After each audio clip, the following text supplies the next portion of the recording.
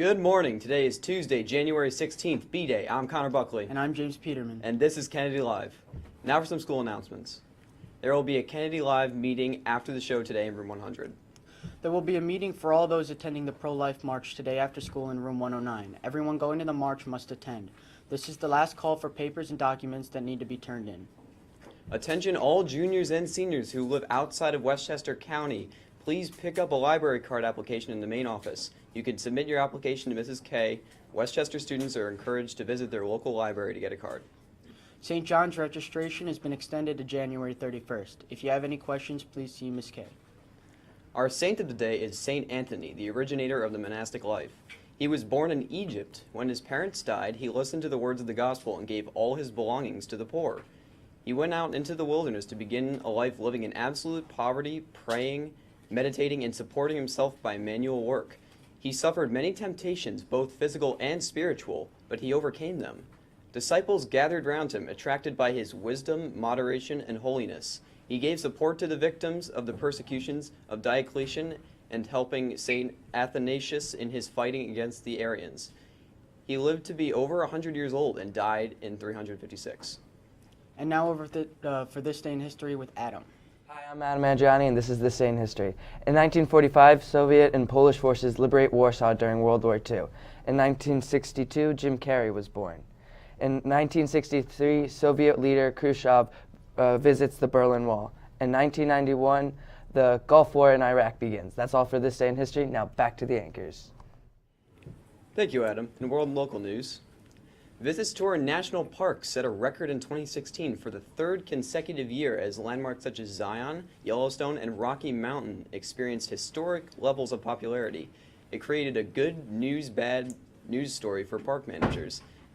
They praise the increased interest but are struggling to preserve the iconic scenery and wildlife habitat for future generations. Travel to the national parks may have increased with the service's promotion of their 100-year anniversary, along with reasonable gas prices and an improved economy. If you're one who likes red hot chili peppers, you might like to know they could help you live longer. A recent study says they can't completely determine the cause and effect, but suggests the heat in spicy food has anti-obesity, antioxidant, anti-inflammation, and anti-cancer properties. Of course, those with digestive disorders still need to stay away from spicy food, and they don't recommend the rest of us to pile on the hot sauce at every meal.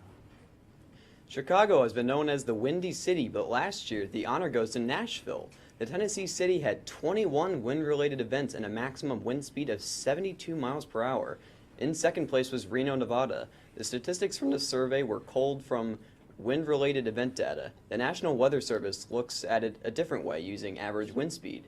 If that's taken into account, the windiest city is Dodge City, Kansas. Chicago doesn't even crack the top 10 in either study. And now over to sports with Mirage. Good morning, Kennedy Catholic Sports Nation. I'm Mirage Patel with your sports. In the Gale Rec League, the Curry Hurricanes take on the Green Branterns today at 7:15, and Team Young plays Team Dooley at 8 o'clock. In the NBA, the Knicks lost to the Hawks 108-107. This was their third one-point loss in the last 8 games.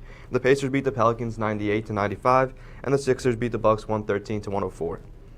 In NCAA basketball, number 2 Kansas beat Iowa State 76-72, and number 1 Villanova routed Seton Hall 76-46.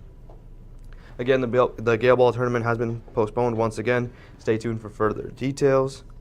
In boys basketball, JFK won 54 to Xavier 38. AJ Morales led the way with 16 points. Aaron Davis had 13. Justin Parker 11. JFK is now 8-6 and 3-1 in league play. They play McClancy on Friday away. In the NFL, the Cowboys will not be facing the Falcons. It will be the Packers, and the Patriots beat the Steelers. Play the Steelers. Well, that's all for sports. Back to the anchors. Thank you, Mirage. Well, I'm Connor Buckley. And I'm James Peterman. And this has been Kennedy Live. Have a great day.